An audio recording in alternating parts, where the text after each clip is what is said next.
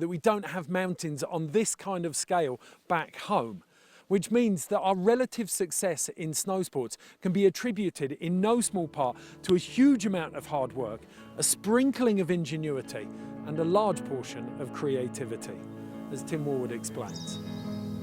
Us Brits, we're pretty resourceful when we have to be. Nowadays, you're never far from an indoor fridge full of man-made snow to ride on.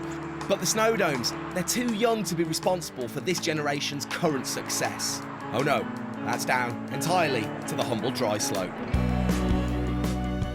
They're dotted all over the UK, come in all shapes and sizes, and they might look a bit tired compared to their shiny new indoor cousins, but scratch beneath the surface and you will see that they are thriving. To prove it, I'm going on a road trip from south to north, visiting some of the UK's best and most unique dry slopes. Unfortunately for me, I've got a friend for company. You probably know him from this. Or maybe this.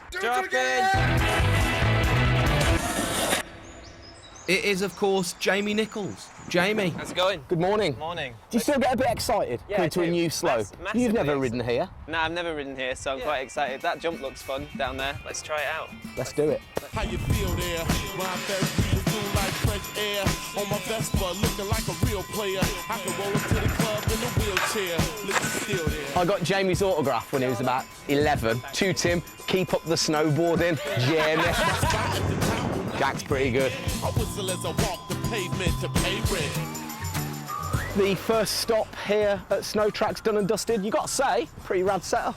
Yeah, it's really good. I really like how it's really like confined in a small space. But Intimate. There's loads of stuff you can do. There's loads of rails. They've got a really good little setup. And it's worth noting, it's 9 AM on a Wednesday morning and beginner lessons are happening over there. There's an 85-year-old guy learning to ski. How amazing is that? He's doing well. But let's go. Let's on to the next lock and load and warm well, dry slope. Here we come. Hey guys!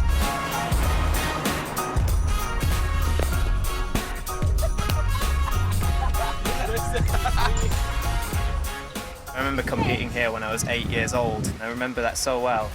Good And times, yet, definitely. it's still going. The jump's still going. here. Still Plenty of locals.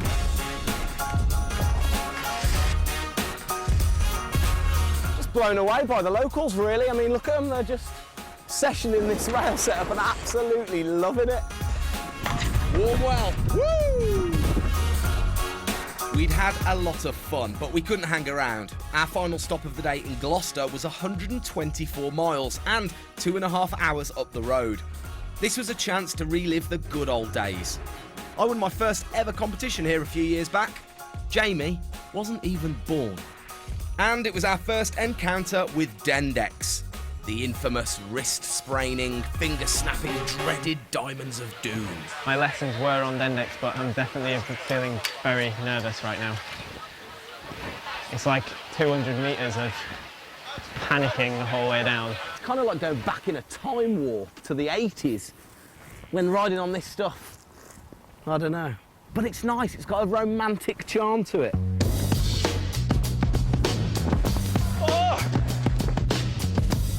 This is the dry slope of old right here. Soaking wet, hanging out with your mates. You look at your leg. I You've got a dry slope leg. Isn't it ironic that it's called dry slope and yet you leave soaking wet? And dirty.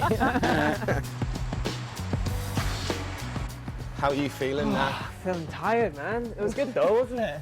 Feel like I've ridden 3 slopes in a day. Which we have. Which we have. And tomorrow the same. It's Yeah, gonna be good. your home slope tomorrow. Yeah, I'm looking forward to that. I've not been for ages. Be So, good. yeah, really excited.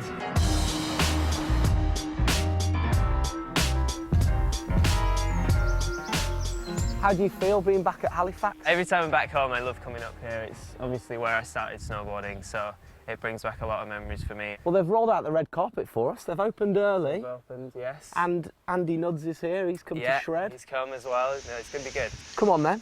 Yeah. We've not got long, have we? No, let's do it. I've got an hour, and then I have to go and meet the rest of the GB Park and Pipe crew in Scotland, so yeah, we better get cracking.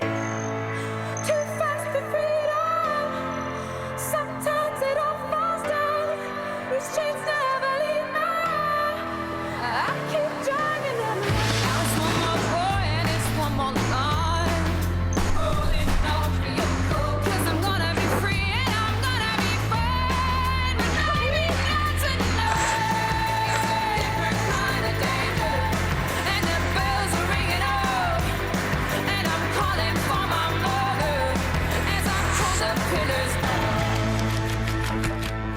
has this place produced, well, obviously 2 incredible European snowboarders, but also Katie Ormerod is a product of this place. She started just after me. I can remember her being so small, and now she's just like, obviously, you know, now she's amazing, the first woman to do a double cock 1080, and she's come from here, and that's from all the practice riding on this dry slope. We used to actually ride, there's some trees back there, didn't we? We used to ride down the trees, we'd hit this wooden rail, we'd hit that wooden rail, but there's loads of stuff, we'd just get stuff out and move all the features around, put stuff on top of the quarter pipe or up on the slope up there. And yeah, exactly. So you'd have to be a bit creative, basically. That transfers then onto snow, and that's what, you know, obviously where we've come to today. We'll see you in Scotland. Jamie's off to go meet up with Team GB, and I'm going to take Nudzy here down to Sheffield. My first time in Sheffield. You'll like it. Come on. They've got a half pipe. They've got an actual Dendex half pipe. Well, they had a half pipe.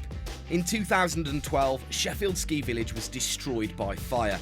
If the hills we had ridden on our trip so far were the present of UK dry slopes, then sadly Sheffield is very much the past. In its heyday, this was Europe's largest artificial ski resort, and it was a resort. It's not just a straight slope with just one jump in it, it's got all sorts of different terrain. This was an amazing breeding ground for so many good skiers and snowboarders. James Woods, obviously. It's pretty mad to think this only burnt down just over 4 years ago. It's really gone to ruin. There was nothing left to ride for Nudzy and I.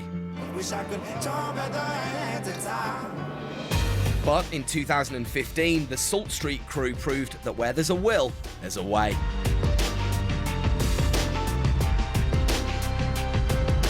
There are whispers of Sheffield Ski Village being rebuilt, and I'm not the only one who hopes they are true. For now, though, it was time to hit the road again. I left Nudzy in Yorkshire and headed north to Scotland, with an impromptu stop-off along the way. As we were barrelling up the M6, we had a quick look on the map and noticed that no more than 15 minutes off the motorway is this little hidden gem, Kendal Dryslope. Oh, look at it. Now answer me this, why is it green? It's green because we're just on the edge of the national park, the Lake District National Park. So where we're based, having a white slope wouldn't have been fitting with the local surroundings. Ah, right, okay. How important is it, do you think, to have dry slopes like this? It's really important because for that weekly, that day-to-day practice, you know, this is the scene for these guys. Some of these guys have never been on snow. Some of them might never actually go on snow, but they can still take part. It's a great facility and it's a great scene in the UK. You talk about a great facility, it looks great. The sprinklers have just come on. I'm going to go and have a quick slide. Go and do it. Is that all right? Absolutely. Yes. Yeah.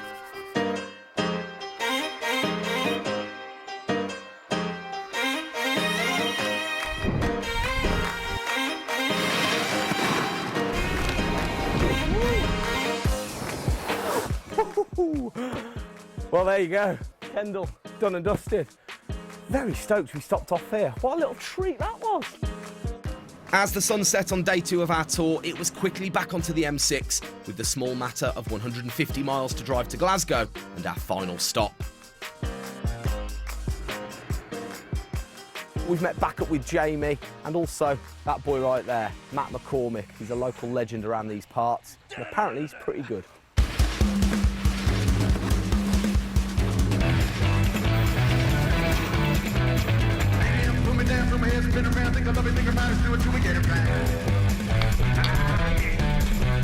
Pretty intimidating first go, not gonna lie. It's a big old jump up here in Bearsden.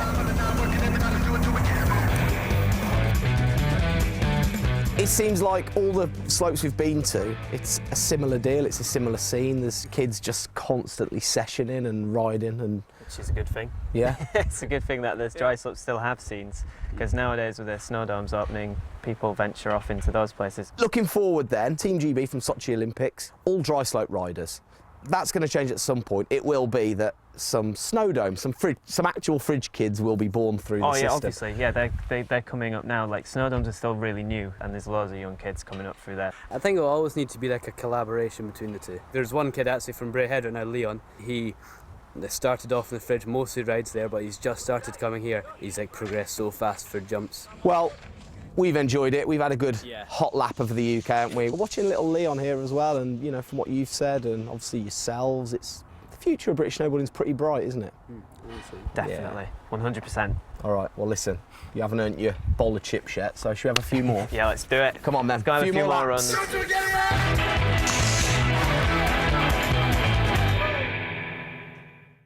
It's great to see so many UK facilities thriving. If you're interested in getting